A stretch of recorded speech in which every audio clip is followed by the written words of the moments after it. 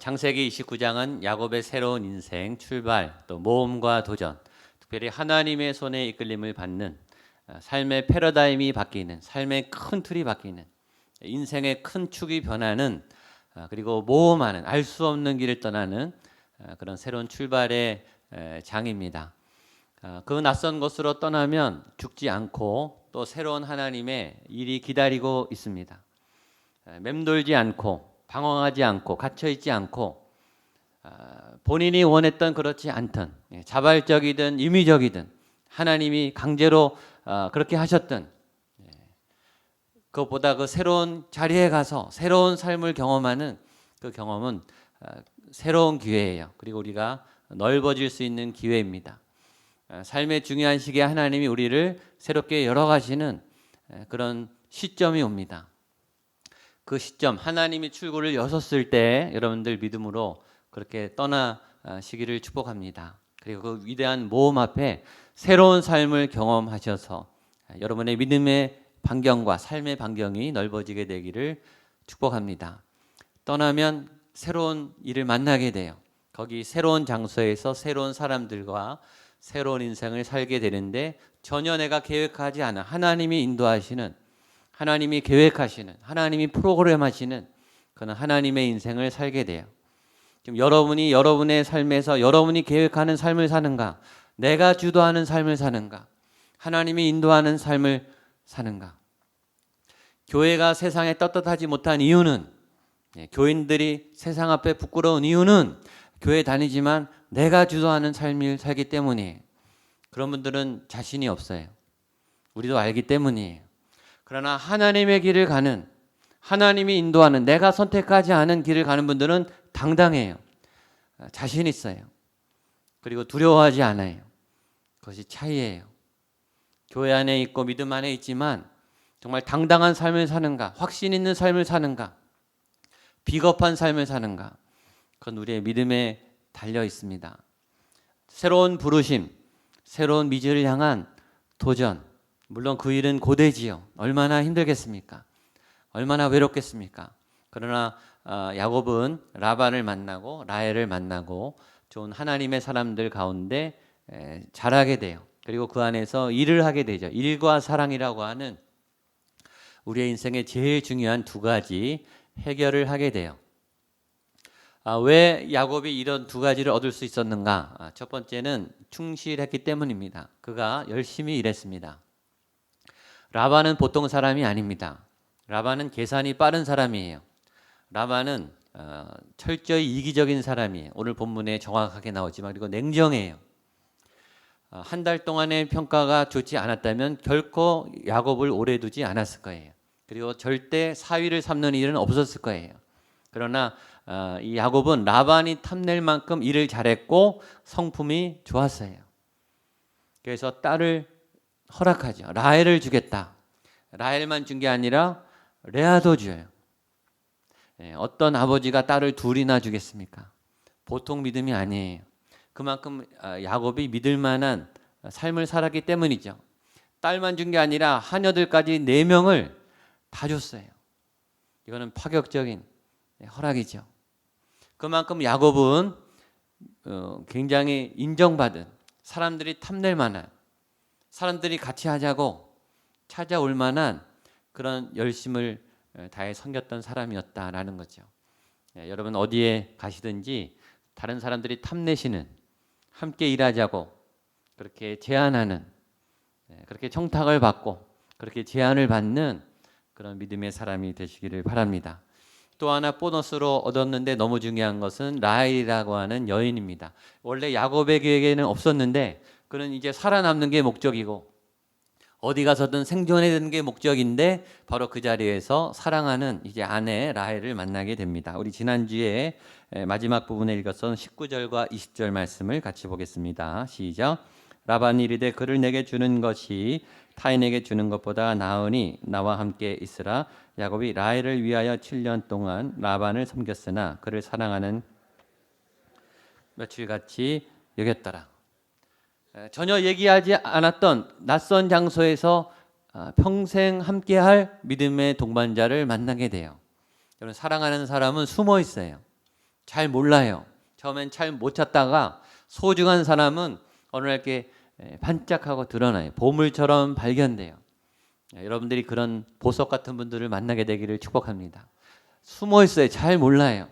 숨어 있었던 게 아니라 그 사람은 그 사람의 삶을 열심히 살아왔는데 하나님이 이렇게 만나게 해 주시죠. 어디서 만나는가? 야곱이 자신의 일에 충실했던 현장에서, 열심히 땀 흘렸던 그 현장에서 사랑을 찾아요.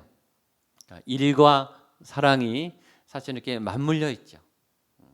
사랑하기 때문에 일하고, 또 일하다가 사랑하는 사람을 얻게 돼요. 이 일과 사랑의 이 야곱의 그 비밀 안에는 믿음이라는 게 있었어요. 신뢰. 일도 믿음이 있는 사람에게 맡기고 사랑도 믿음이 있어야 하는 것이죠. 우리가 잘 아는 고린도전서 13장 7절 말씀, 사랑에 대한 말씀 중에 마지막 부분인데 같이 한번 보겠습니다. 사랑은 시작. 사랑은 모든 것을 참으며 믿으며 모든 것을 바라며 모든 것을, 한 번 더 시작. 사랑은 모든 것을 참으며 모든 것을 믿으며 모든 것을 바라며 모든 것을 견디느니라. 짧지만 위대한 말씀이고 짧지만 굉장히 버거운 말씀이에요. 우리가 믿음이 있지만, 하나님도 믿고 사람도 믿지만 어떻게 모든 것을 믿습니까? 여러분, 가족의 모든 것을 믿을 수 있으세요? 저는 저 자신도 못 믿겠어요. 저 자신도 변덕이 많고 갈등도 많고 왔다 갔다 하거든요. 근데 사랑이란 모든 것을 믿을 수 없지만, 믿지 못하겠지만 믿어주는 게 사랑이라는 거예요. 그러니까 사랑의 근원은 믿음에서 출발해요. 일도 마찬가지죠. 여러분, 아무리 능력이 많아도 못 믿는 사람에게는 일을 절대 못 맡겨요. 능력이 많은데 믿음이 안 가는 사람은 뺏어가거든요. 큰일 납니다. 청년들이 결혼을 하고 싶어요. 근데 결혼을 많이 못하고 있는 이유 중에 하나는 취업 문제도 있죠. 결혼 비용이 많이 들어서 또 있지만 믿음의 문제예요. 과연 내가 이 사람하고 평생 살아갈 수 있을까? 상대방을 믿을 수 있을까? 나를 믿을 수 있을까? 내가 이 한 사람만 변함없이 사랑할 수 있을까? 그걸 못 믿어서 결혼 못하는 거예요. 그래서 동거를 하는 거예요. 살아보고 결정하겠다는 거죠. 믿음이 없어요. 믿음이 없으면 결혼을 못하는 거예요. 근데 야곱은 믿음을 주는 사람이었다는 거죠. 라반이 마음껏 일을 맡길 뿐만 아니라 두 딸을 맡길 수 있을 만큼 믿음이 가는 사람이었다는 거예요. 여러분, 믿음, 이 충실함, 신실함, 믿을 수 있는 이 성품은 예수 그리스도의 성품이에요. 요한계시록에는 이 예수님이 나오세요. 백마탄 기사로 나오세요. 거기에 나온 예수님은 굉장히 보기에 병약하고 힘없는 성육신하신 베들레헴에 나타나신 예수님이 아니에요. 거기 있는 예수님은 갑옷을 입고 거대한 군장을 다 갖추고 훈련된 말을 타고 백마를 타고 파죽지세로 어둠의 세력을 다 무너뜨리시는 전사로 나타나세요. 근데 그분의 머리 위에 면류관에 충실, 페이스풀, 신실함이라고 써 있어요. 예수님의 성품이 신실함, 신실함이란 믿을 수 있는, 믿음이 가는, 그 사람을 만나면 그냥 믿음이 가요. 그래서 막 얘기가 나오고 안심이 되고 맡길 수 있는, 그게 예수님이세요. 그래서 예수님을 믿는 분들은 믿음이 가야 돼요. 교회 다니는 분들을 세상이 믿을 수 있어야 돼요. 그렇게 말을 안 해서 문제죠. 전 여러분들의 성품 안에 이 믿음이 가는, 오늘 야곱처럼 이 사람을 보면 믿음이 간다. 이 사람에게 일을 맡기면 믿음이 간다. 이 사람이 하는 말은 믿음이 간다. 그런 믿음이 가는 사람이 되시기를 축복합니다. 그것도 행복한데 거기다 보너스가 있었어요. 야곱의 인생이 막 행복하게 날아가는 거예요. 이 7년이 금방 가는 거예요. 20절 말씀 같이 한번 보겠습니다. 시작. 야곱이 라헬을 위하여 7년 동안 라반을 섬겼으나 7년을 며칠같이 여겼더라. 여기 굉장히 중요한 인생을 살아가는 비법이 있죠. 사랑하면 인생이 행복하게 날아가는 거예요. 금년 지금 8월 9일입니다. 지금 7개월을 사셨어요. 여러분 금년 7개월이 날라오도록 행복하셨습니까? 몇 년처럼 지겨우셨습니까? 삶의 내용에 따라 시간이 빨리 가기도 하고 시간이 너무 안 가기도 해요. 여러분 너무너무 고통스러울 때는요 5분도 1년 같아요. 그만큼 고통이 있는 거죠. 근데 행복하면 시간이요 막 날아가는 것 같아요. 이 가는 시간이 막 아까워요. 너무 행복한데 막 지나갈까 봐 겁이 나는 거죠. 제가 중고등부 청년부 수련회 수련회를 굉장히 사모했어요. 수련회 가면 너무 좋거든요. 거기 가면 마음껏 예배하고 친구들 만나고 프로그램도 너무 좋고 간식도 먹을 것도 잘 주시고 밤에 같이 막 얘기할 수도 있고 프로그램도 멋있고 기도도 열심히 하고 저는 수련회만 기다리는 거예요. 여름 수련회 끝나면 겨울 수련회 기다리고 겨울 수련회 끝나면 여름 수련회 기다리고 중간에 가보고 싶으면 임원 수련회 가자 그러고. 근데 그렇게 손꼽아 기다린 수련회가 오잖아요. 근데 수련회가 너무 빨리 가는 거예요. 2박 3일, 3박 4일이 막 날아가는 거예요. 하면서도 막 아깝죠. 이 순간이 더 오래 됐으면. 좀 야곱이 7년을 그렇게 살았다는 거예요. 왜냐하면 사랑하는 사람과 같이 있고 내가 잘할 수 있는 일이 있기 때문에 지금 야곱이 행복해요. 그리고 일을 해도 거기 라헬이 있고 집에 와도 라헬이 있어요. 몰래 데이트도 많이 했겠죠. 꿈 같은 7년을 보낸 거예요. 하나님이 함께 하시고 사랑하는 사람이 있고 또 넉넉한 직장이 있고 행복하죠. 그래서 이 7년이 며칠처럼 빠르게 지나갔어요. 여러분의 인생도 이렇게 참으로 하나님이 복 주시는 막 날아가는 것 같은 너무너무 행복한 시간들이 채워지시기를 축복합니다. 힘든 분들 다 그렇게 위로받으셨으면 좋겠습니다. 그런데 그러나 오늘 성경은 그러나죠. 그러나 그 7년의 행복했던 기간에 야곱의 인생에 태클이 걸려요. 그 야곱은 오늘 꼬꾸라집니다. 야곱은 배신을 당해요. 라반의 음모에 빠지게 되죠. 그것도 결혼 사기극의 희생양이 돼요. 사기 결혼이죠. 사기 결혼. 야곱이 당해요. 야곱이 더 화가 났던 이유는 가족에게 당했기 때문이에요. 여러분 가족은 그래도 끝까지 내 편이 돼야 되는 거 아닙니까? 가족은 다른 사람이라면 몰라도 가족은 내 편이 돼야죠. 우리가 제일 힘들 때는 가족이 배신할 때예요. 가족에게 뒤통수 맞을 때예요. 가족이 나를 속일 때. 그때처럼 힘든 것은 없죠. 외삼촌 라반이 야곱을 속이는 음모를 시행합니다. 21절로 24절입니다. 시작.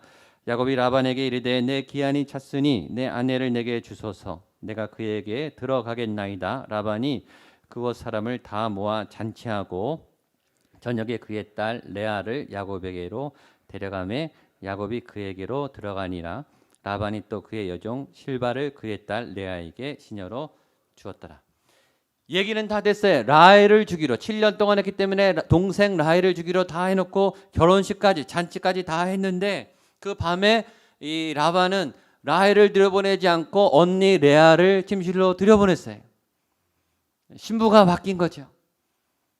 이건 계약 위반이에요. 이건 사기죠. 이거는 야곱을 기반한 행위입니다. 라반이 왜 그랬을까? 우리는 라반의 입장을 한번 생각해 볼 수 있습니다. 일단 첫 번째 라반은 야곱을 놓치고 싶지 않았어요. 아까운 사람이죠. 곁에 두고 싶은 너무 충실한 일꾼이에요. 그러나 레아가 걱정이 됐어요. 레아는 지난주 성경에 있었지만 라헬은 굉장히 외모적으로나 성품적으로 사랑받는 여인이었는데 레아는 여러 면에서 매력적이지 않았던 것 같아요.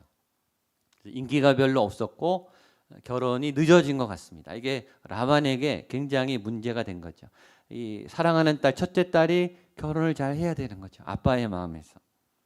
그러나 또한 라헬도 걱정하지 않을 수가 없어요. 라헬도 지금 사랑하는 사람이 생겼기 때문에 결혼을 시켜줘야 되는 거죠. 그러니까 이 모든 고민을 하다가 이런 사건을 생각해낸 것이 라반이었습니다. 라반의 고민은 이해가 됩니다. 라반은 아버지로서 또 이 기업을 운영해야 되는 CEO로서 그의 고민은 이해가 되지만 그의 결정은 동의할 수가 없는 거죠. 그렇게 고민을 했다는 것과 결정을 이기적으로 내린 것은 다른 거죠. 그의 결정은 이기적이었어요. 가족 이기주의적인 결정이었죠. 야곱을 향한 배려는 별로 없어요. 자기 사업과 자기 두 딸들을 위한 그런 계획만 있는 거죠. 여러분, 우리가 어떤 결정을 듣고 화가 날 때가 있어요. 중요한 결정인데 나에 대한 배려는 하나도 없어요. 전혀 내 입장을 고려하지 않은 그들만의 결정일 때 우리는 화가 나요. 나도 거기 멤버이고 나도 중요하고 나도 관심이 있고 나도 헌신했는데 나도 그 안에 중요한 결정의 한 요소인데 내 의견과 내 입장은 전혀 고려되지 않고 나는 철저히 버려지고 나는 이용당했고 그들은 나를 속였어요. 그럴 때 화가 나죠. 그 마음적인 충격뿐만 아니라 지금 야곱의 노동력은 7년을 착취당하게 생긴 거예요. 지금 어떻게 달려온 7년인데 앞으로 7년의 이 노동의 가치를 다 빼앗기게 생긴 거예요. 야곱이 화나는 게 이해가 가죠. 얼마나 화가 났는지 가만히 있지 않아요. 야곱이 대듭니다. 라반에게 대듭니다. 25절 말씀 보겠습니다. 시작. 야곱이 아침에 레아가 라반에게 이르되 외삼촌이 어찌하여 내게 이같이 행하셨나이까? 내가 라헬을 위하여 외삼촌을 섬기지 아니하였겠나이까? 외삼촌이 나를 속이심은 어찌 됨이니까? 야곱이 깨어봤더니 신부가 바뀐 거예요. 이것처럼 분노가 치밀는 일 없죠. 사랑하는 여인이 거기 있어야 하는데 내가 잠을 잔 여인이 전혀 내가 관심이 없었던 이 아내가 바뀐 거예요. 이것처럼 사람을 뒤집는 일은 없을 거예요. 너무너무 화가 났어요. 이건 삼촌이고 뭐고 없죠. 그냥 이 분노를 여기 성경이니까 이렇게 점잖게 말했겠죠. 아마 멱살을 잡고 막 욕을 해댔을 거예요. 이 눈에 막 핏발이 솟고 얼굴에 시뻘개져 가지고 막 죽일 듯이 덤볐을 거예요. 이해가 갑니다. 그 7년의 그 많은 기대와 바람과 특별히 사랑하는 아내를 뺏긴 이 분노는 어디다 호소할 길이 없었을 거예요. 어찌하여 내게 이렇게 했습니까? 도대체 이런 일이 어떻게 있을 수 있습니까? 어떻게 삼촌이 나에게 이런 끔찍한 일을 행할 수 있습니까? 소리를 막 지르면서 덤비는 거예요. 우리는 여기서 한 가지 생각을 해야 되죠. 야곱이 지금 7년 동안 잘못한 일이 없거든요. 야곱이 이제 베델의 하나님을 만나서 정신 차려서 잘 가고 있거든요. 잘못하지 않으니 야곱을 왜 하나님이 애매하게 이런 사기를 당하고 그의 모든 노동력을 착취당하는 이런 억울한 일을 당해 하셨을까요? 우리는 생각해 봐야 되죠. 왜 하나님이 야곱에게 이런 일을 당하게 했을까? 왜냐하면 이런 일은 우리에게도 일어나기 때문이에요. 이것은 제 상상에 이 라반을 향해서 핏대를 높이며 대적을 하던 야곱의 머릿속에 두 사람이 지나갔을 거예요. 누굴까요? 하나는 에서고 하나는 아버지 이삭이겠죠. 그들은 왜 생각이 났을까요? 자기가 똑같이 그렇게 그 사람들을 속였기 때문에 그 생각이 났을 거예요. 여러분, 우리가 남을 이해한다고 하지만 당해봐야 압니다. 남의 고통을 이해한다고 위로하지만 사실은 우리는 그 사람의 고통을 이해하지 못해요. 아파봐야 알아요. 암에 걸려봐야 알아요. 아, 이분이 이렇게 무서웠겠구나. 이혼을 해봐야 알아요. 이혼당한 분들의 마음을 어떻게 우리가 알겠습니까? 사고를 당해서 가족들을 잃은 분들의 마음을 우리가 감히 어떻게 이해하겠습니까? 우리는 머리로만 이해하는 거죠. 머리로만 이해해요, 사실은. 야곱은 그때 깨달았을 거예요. 아, 이에서 형이 이렇게 아팠겠구나. 이렇게 힘들었겠구나. 아, 나의 아버지 이삭이 이런 배신감에 부들부들 떨었겠구나. 지금 하나님이 무엇을 하시는 겁니까? 복수를 하는 게 아니라 야곱의 그릇을 넓히시는 거예요. 애매한 고난을 통해서 힘없는 자, 약한 자, 억울한 자, 고통하는 자들을 품어야 될 영적 리더가 해야 할 그 그릇을 넓히는 거예요. 그래서 이런 고난을 애매하게 주세요. 잘못 없는 요셉을 하나님은 광야로 던져서 노예 경험을 하게 하셨어요. 노예 경험도 모자라서 죄수 감옥까지 던졌어요. 요셉을. 애굽의 모든 백성을 품게 하기 위함입니다. 그것은 하나님의 훈련이에요. 라반은 너무 냉정하고 얄밉게 나왔습니다. 26절 27절입니다. 시작. 라반이 이르되 언니보다 아우를 먼저 주는 것은 우리 지방에서 하지 아니하는 바이라. 이를 위하여 7일을 채우라. 우리가 그도 내게 주리니 내가 또 나를 7년 동안 섬길지니라. 라반은 단호해요. 미안하다는 말도 없어요. 원래 자기가 시나리오를 짰기 때문이죠. 미안하다는 말이라도 했으면 좀 위로가 될까요? 라반은 철저히 냉정합니다. 그리고 계산적입니다. 그리고 이 와중에 거래를 하고 있습니다. 아마 이날 이후부터 야곱은 라자만 들어도 아마 힘들었을 것 같아요. 이 이후의 7년은 분노의 7년이, 복수의 7년이, 너무너무 힘든, 떠날 수도 없고 그러나 매일 봐야 하는 이 원수 같은 외삼촌하고 부딪히며 살아야 하는 7년입니다. 라반은 얼마나 똑똑합니까? 얼마나 침착합니까? 얼마나 지혜롭습니까? 그러나 만나고 싶지 않은 사람이죠. 똑똑하고 유능하고 지혜로운데 만나고 싶지 않은 사람들이 있어요. 이런 사람은 돼서는 안 될 것 같아요. 너무 똑똑한데 상대를 질리게 하는, 꼼짝 못하게 내가 동의할 수밖에 없는 제안을 내놓는 얄미운 사람입니다. 근데 하나님이 야곱을 라반 밑으로 들어가게 하시죠. 야곱이 섬기게 됩니다. 마지막 28절로 30절입니다. 시작. 야곱이 그대로 하여 그 7일을 채우매 라반이 딸 라헬에게도 그 안내로 주고 라반이 또 그의 여종 빌하를 그의 딸 라헬에게 주어 시녀가 되게 하매 야곱이 또한 라헬에게로 들어갔고 다시 7년 동안 라반을 섬겼더라. 라헬을 포기할 수 없죠. 아주 중요한 카드는 라반이 쥐고 있었기 때문에 꼼짝 못하고 당하는 거예요. 억울하지만 끌려가는 거예요. 왜 하나님이 야곱에게 이런 일을 주셨을까요? 속이는 자가, 빼앗는 자가, 다투는 자가 야곱의 기질이죠. 야곱은 속이고 갈취하고 빼앗고 야망이 가득한 그 야심꾼을 이제는 섬김의 리더로 바꾸는 거예요. 그래서 가장 지독하고 가장 못돼 먹은 라반 밑에서 7년 동안 무릎 꿇어야 하는, 섬겨야 하는 섬김 훈련을 하나님이 거기서 시키는 거죠. 하나님이 야곱을 다듬고 계십니다. 리더로 다듬고 계셔요. 섬기는 자로 다듬고 계세요. 여러분 중에 아마 그런 분들이 있을 거예요. 섬기는 자는 고통을 끌어안는 사람입니다. 그러면 사역은 그거예요. 저희 교회가 사도행전적인 교회가 된다는 것은 우리가 당하지 않아도 될 아픔을 우리가 몸소 끌어안겠다는 거예요. 미션 캠이죠. 우리 교회의 예배를 희생하고 다른 분들의 상처를 향해 우리가 나가겠다는 거예요. 희생하는 게 리더예요. 피를 흘리는 게 리더예요. 안 받아도 될 상처를 받는 게 리더예요. 그게 사역이고 섬김이고 봉사이죠. 가끔 그런 분들이 있어요. 새해 다 임명을 받고 사역을 하는데 그 부서에서 상처받았다는 거예요. 그 부서가 잘 안 된다는 거예요. 힘들다는 거예요. 그래서 못하겠다는 거예요.